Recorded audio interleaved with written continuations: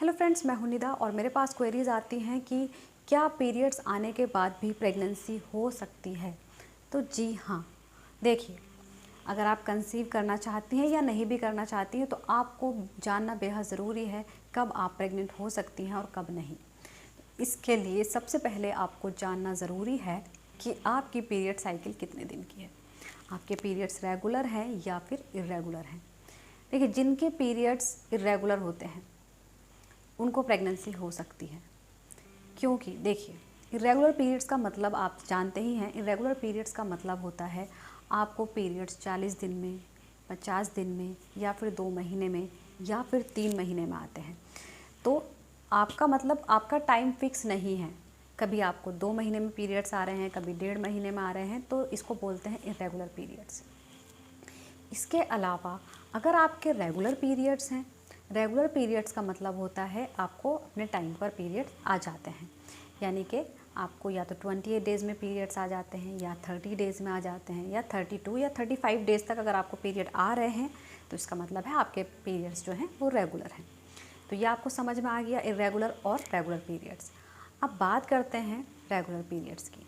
अगर आपके periods regular हैं तो आपका ओवुलेशन अपने टाइम पर होगा और आप कंसीव कर सकती हैं। अगर करना चाहती हैं और नहीं करना चाहती हैं तो आपको पता है आपका ओवुलेशन कब हो रहा है। ओवुलेशन का मतलब आपको पता ही है, आपकी ओवरी से एग रिलीज़ होता है। हर मंथ आपकी ओवरी से एग रिलीज़ होता है और ये जो एग होता है ये सिर्फ 24 आवर्स ही ज़िंदा रहता है।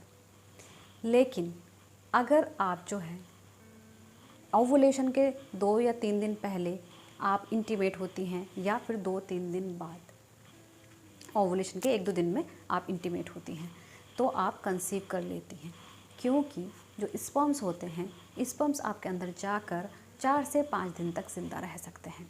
तो मान लीजिए आपका जो ओवुलेशन है, अगर आपका ओवुलेशन 15 दिन में हो जाता है, आपके मान लीजिए आपकी डेट आपकी 5 तारीख है जिस दिन आपका ओवुलेशन होना होता है, 5 या 6 में आपका ओवुलेशन होता है और आप इंटीमेट हुई हैं मतलब 1 तारीख को, तो यानी कि 3 दिन पहले आप इंटीमेट हुई हैं तो आपको लगेगा हमें तो कंसीव नहीं करूँगी, लेकिन आप कंसीव कर सकती हैं।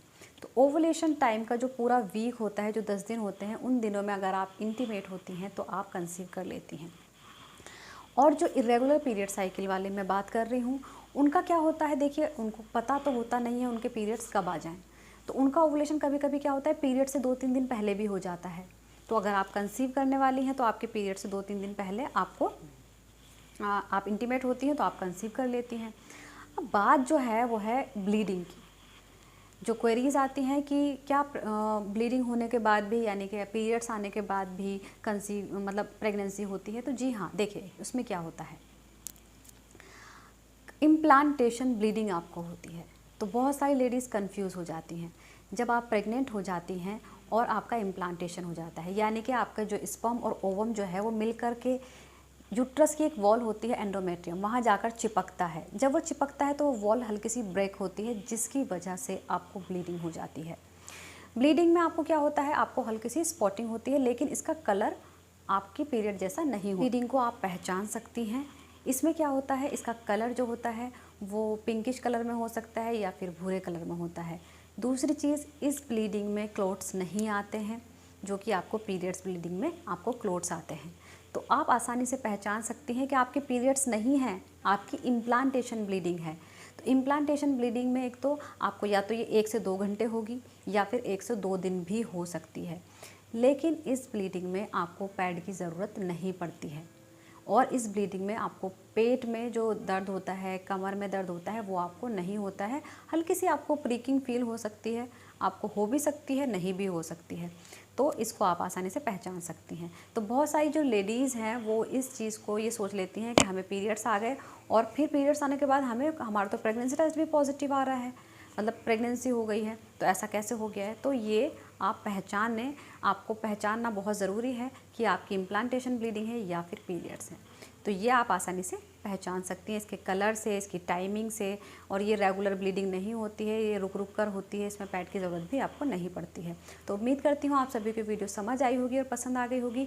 इसके अलावा आप मुझसे कुछ भी पूछना चाहते हैं तो आप मुझसे कमेंट बॉक्स में पूछ सकते हैं। Thank you so much.